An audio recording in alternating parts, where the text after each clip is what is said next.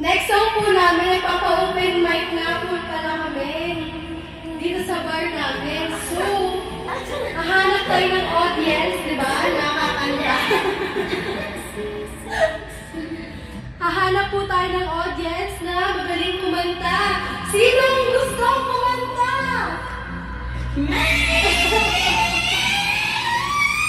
And sino ba? Okay, kuya. Sir na nakahiga, kailangan niyo pong kumanta, okay? Ako po ang may-ari. Let's go. Gaya nito ay